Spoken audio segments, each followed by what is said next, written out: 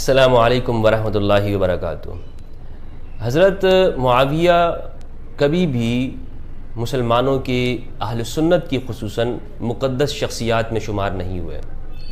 اگر آپ اس پر بات کریں کہ ہمارا جو اسلامک لٹریچر ہے یا اسلامک ہسٹری ہے اور اس ہسٹری کو لکھنے والے جو بڑے بڑے اہل سنت علماء ہیں ان کے لٹریچر کو اگر آپ اسٹڈی کریں تو انہوں نے بھی کبھی حضرت معاویہ کو وہ حیثیت نہیں دی کہ جس سے یہ معلوم ہو کہ یہ ہمارے اہل سنت کے اکابرین میں سے یا بڑوں میں سے، بلکہ ان اہل سنت اکابرین اور ہسٹری لکھنے والوں نے معاویہ کو بغات اور باغیوں میں شامل کیا ہے۔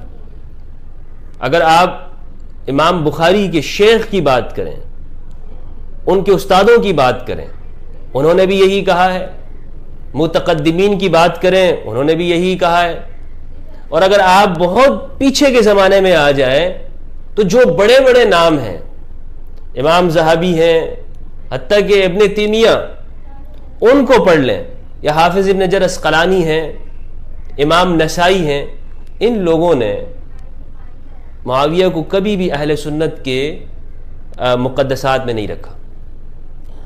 اگر آج یہ بات کہی جا رہی ہے کہ جی معاویہ کے بارے میں کوئی کہتا ہے کہ وہ ایسے ہیں یا ایسے ہیں، اس کے اوپر پرچہ کاٹ دیا جائے، تو میرے بھائی کل کو آپ یہ بھی کہہ سکتے ہیں کہ یزید بھی مقدسات اہل سنت میں سے ہیں۔ حالانکہ شیخ ابن باز کی کتاب مجموع فتاویٰ کے اندر اگر آپ دیکھیں تو انہوں نے ان سے پوچھا گیا کہ حضرت علی کے مقابلے میں آنے والے جو لوگ ہیں ان کے بارے میں کیا حکم ہے، تو انہوں نے فرمایا وہ باغی ہیں۔ وہ کیا ہے؟ وہ باغی ہیں، وہ سارے ناحق ہیں۔ اگر آپ مولانا مودودی کے لٹریچر کو دیکھیں تب بھی وہ یہی بات لکھی ہوئی ہے۔ اب کیا ہے کہ فتنہ انگیزی کے لیے اور فرقہ واریت کے لیے امیر شام کو لے کر انہیں زبردستی مسلمانوں کے ایک خلیفہ راشد بنایا جائے، حالانکہ وہ خلیفہ راشد نہیں ہے۔ کسی نے بھی ہمارے اہل سنت کے عالم نے انہیں خلفاء میں نہیں لکھا، سب نے کہا ہے کہ وہ بادشاہ تھے، ملوکیت کا آغاز کرنے والے ہیں۔ شاہ عبدالعزیز، امام شاہ ولی اللہ دہلوی، سب نے یہی لکھا ہے۔ اور آج اگر آپ معاویہ کو آپ اہل سنت کی مقدسات میں شامل کریں تو کل کو جو آپ کے اہل حدیث ہیں وہ تو یزید کو بھی رضی اللہ عنہ کہتے ہیں، وہ بھی اہل سنت میں شامل، وہ تو کہتے ہیں کہ یزید بھی جو ہے وہ دو شہزادوں کی جنگ تھی، حسین کی، اور وہاں پہ یزید معاویہ کا بیٹا ہے، یزید may Allah be pleased with him۔ تو وہ بھی چاہتے ہیں کہ جی دونوں یزید کا بھی احترام کیا جائے۔ تو کیا ہم اہل سنت یزید کو بھی برداشت کر لیں گے؟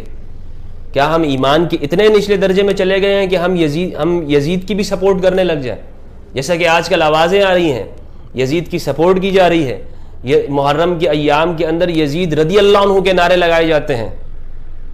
یہ نہ سنیت ہے نہ اسلام ہے، ظالم ظالم ہی ہے، ظالم کو ظالم کہنا ہی حسینیت ہے اور اسلام ہے۔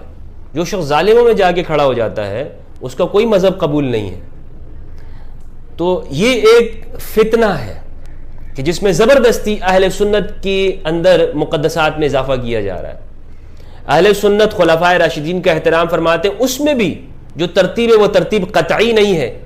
امام ابو حنیفہ کے نزدیک مولا علی حضرت عثمان سے افضل ہیں، بہت سارے صحابہ کرام حضرت ابو ہریرہ رضی اللہ تعالیٰ عنہ حضرت جعفر طیار کو افضل البشر بعد انبیاء کہتے تھے۔ تو ترتیب بھی کوئی ایسی نہیں ہے کہ جس پر ہم قطعیت کی بات کریں کہ جی یہ ترتیب قطعی ہے۔ ہاں، اہل سنت کا شعار اور علامت یہ کہ ہم خلفائے راشدین کی جو ترتیب خلافت ہے اس کو مانتے ہیں، لیکن کوئی اس کو اگر نہیں مانتا تو اسے ہم کافر نہیں کہتے۔ یہی ہمارا موقف تھا اور آج تک یہی چلا رہا تھا۔